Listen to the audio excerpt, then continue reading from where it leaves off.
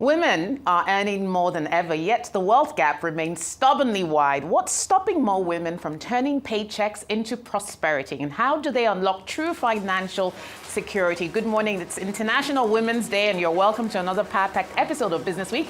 This week, Nigeria's competition agency is taking on Multichoice over its latest price hikes, a case that could redefine consumer protection. Meanwhile, the world's largest alternative asset manager, Blackstone, is making a bold $8 billion bet on real estate debt. And what else do we have across the Atlantic? Trump's fresh 25% tariffs on Canada, Mexico, and China are rattling global trade, forcing Beijing to consider massive stimulus to keep its economy on track. And in a major shift, NASDAQ is moving forward with a 24-hour trading platform, a change that could transform global investing. And in today's deep dive, we tackle the real wealth gap, not just what women earn, but what they own. I'll be speaking to two lovely experts. Stay tuned. If you missed all the big business stories of the week, I'm here to help you catch up as always. I'm Rolake Akinkunmi-Filani.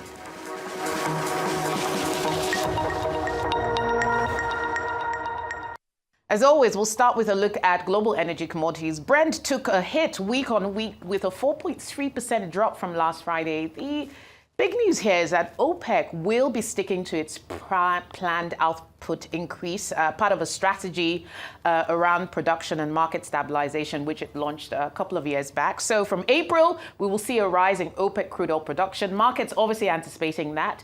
Crude down by 4.3% week on week. And of course, tariffs in the U.S. Tariffs levied by the U.S. against three major superpowers are raising concerns around global demand, the strength of the global economy. So that also forcing prices down southwards. Both gas and RBOE gasoline were relatively resilient week on week. Let's take a look at global equities around the world. Not a great look in the past week for the all-share index on the Nigerian Stock Exchange. It was a sweep of red, deals down by 2.47%. The all-share index down to 106,538.6 points, down by 1.19%. Volumes pretty mute as well, 349 million shares traded, value below 10 billion, and equity capitalization relatively flat at 66.7 trillion naira. Let's scoot over now to African stock markets. Well, a much more positive outlook for the key indices on the continent in the past week. Joburg was up by 3.06%. Accra was up by a whopping 6.64%. Nairobi up by 1.2%, but Casablanca not so great, almost flattish, down by 0.6%. Europe, I believe, is next. Yes, Eurostock 600. Well, in contrast to what's happening in North America, Eurostock 600 was down by 0.55% week on week. FTSE All-Share Index in London was also down by 1.3%. Of course, we saw that European Central Bank rate move during the week. Germany's DAX was up despite concerns around the German economy, where we're seeing a slowdown in GDP growth and a contraction in economic activity. The stock markets there were still up by 2.17%, and Paris was up by 0.21%, but Spain was down by 0.65%. And now for my top picks from around the world. The first story here is the news that came out during the week that Nigeria's Federal Competition and Consumer Protection Commission is taking Multichoice, paid TV giant in Africa, to court over its defiance, I guess, because the commission had told Multichoice to stay any movements and changes to tariff increases on the paid TV service, and Multichoice was going ahead with that tariff increase. FCPCC, the Consumer Protection Commission, had issued an order mandating Multichoice to stay action. In February, Multichoice went ahead with the planned tariff hikes in March, and now there's a court dispute brewing. This has been a long-standing issue, concerns around how this will impact consumers and whether giving the market share of Multichoice, whether this is the best timing and the best way to impose this tariff hike. So we'll be watching that quite closely. Blackstone, the world's largest alternative asset manager with over $1 trillion in assets under management, has raised its fifth real estate debt fund, the BREDS fund, and is looking to invest up to $8 billion in real estate.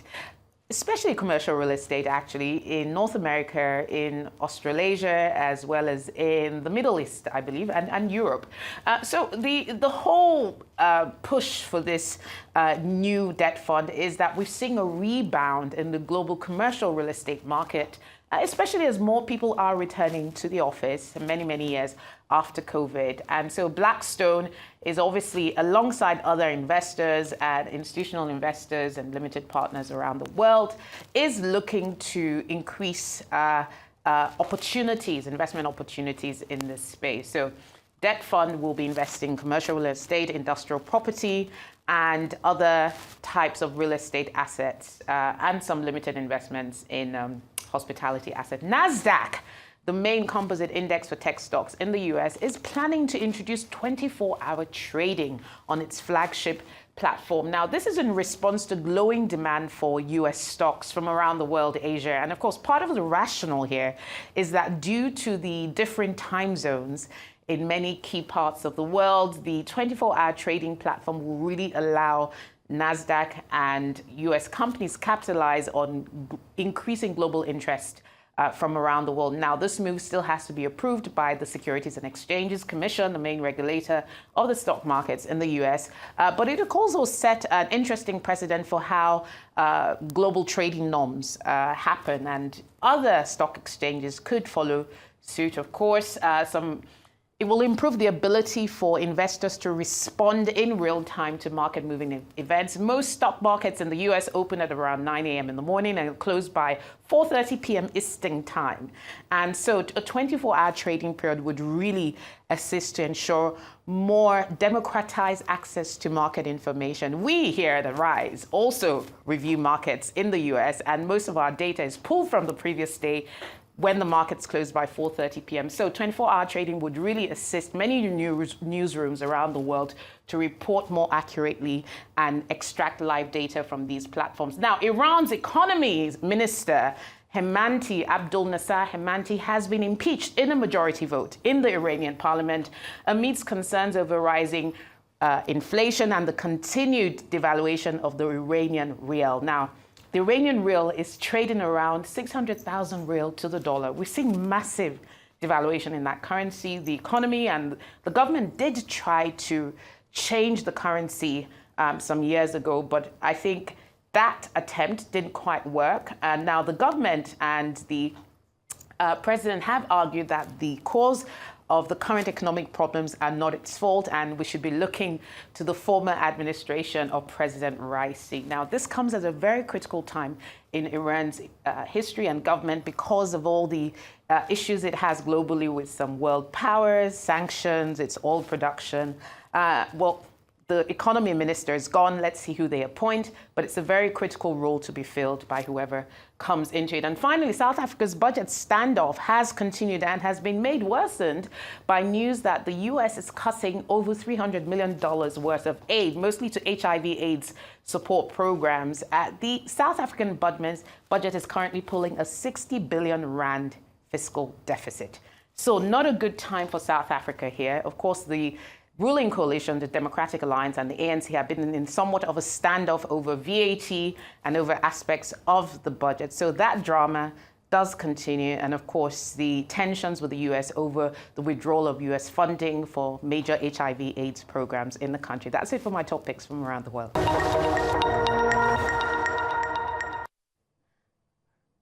And now for some other topics from around the world. First, we start with crypto. 5 cryptocurrencies have been named by US President Donald Trump, who claims he wants to make the US the crypto capital of the world by incorporating these currencies into a new strategic reserve. Following the news that came out of the US market, there was a sharp increase in the market prices of the 5 coins he named: Bitcoin, Ethereum, XRP, Solana, and Cardano. Interesting names there. Trump claimed to have issued an order that directed the presidential working group to move forward on a crypto strategic reserve in a social media post last week. The actual implementation of US President Donald Trump's 25% tariffs on Canada and Mexico, together with an additional 10% on China, have shown that he wasn't just using them perhaps as a negotiation tool, as many had hoped. That's according to a news publication, The Bread, that comes out of the US. Since then, China and Canada have declared retaliatory tariffs, and Mexico has stated that it will respond swiftly.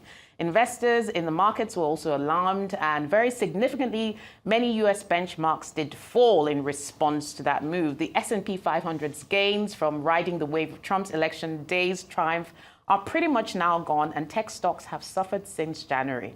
The levy on foreign imports is beginning to resemble a tax on equities as well, according to the publication. Still on the US, as it continues to deal with a wave of aviation tragedies, hundreds of plane flights were affected by Elon Musk's SpaceX Starship, which exploded minutes after takeoff in a test flight. According to the U.S. Federal Aviation Authority, on Friday, the rocket disrupted some 240 flights and sent debris flying from Texas, where it was launched, all the way to the Caribbean Turks and Caicos Islands. In particular, the Starship failure on Thursday also resulted in 40 planes having to hold in the air for an average of 22 minutes, while the FAA's debris responsive area was in effect 171 miles off the coast. There were over 200 minutes of delays per flight and 28 diversions. Now, China has kept its 2025 GDP growth goal at about 5%.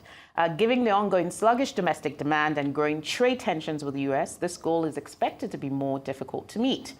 Beijing will use stimulus to offset tariffs so that China could grow at around 5% in 2025, according to the government and its policy aims, which were revealed during its work report meeting on Wednesday. And in other news from around the world, in Sierra Leone, the president has criticized and disapproved of the $50 billion worth of imports that African nations spend on food every year. On the third day of his visit, Bio, visiting Nigeria, stressed that the imported foods could be grown locally, while speaking at the International Institute of Tropical Agriculture in Nigeria. President Bio also challenged African leaders to prepare and work towards altering the narrative of reliance on imported food during a session titled Strategic Dialogue. According to a Reuters survey, Nigeria's oil production soared in February, surpassing its OPEC quota of 1.5 million barrels a day by 70,000 barrels per day. This helped the cartel increase its output for February. Nigeria reported the second largest production gain amongst OPEC countries. That's according to the poll, which was conducted by Reuters and made public midweek. This helped to boost the bloc's overall output. According to reports, however, OPEC increased its own output by 170,000 barrels per day overall from January to 26.7 million barrels per day last month, with Iran accounting for the largest rise of 80,000 barrels per day. According to Nigeria's central bank governor, Yemi Cardoso, the country's creative sector has the potential to produce $25 billion annually. He said this on Thursday while giving a tour of the newly refurbished National Art Theatre in Lagos. With approval from the federal government, the massive reconstruction project began in July 2021 and includes improvements in several locations. Governor Cardoso underlined that bringing the National Theatre up to international standards would serve as a spur for Nigeria's creative economy to reach its $25 billion potential. Now, that's it for our top stories from around the world.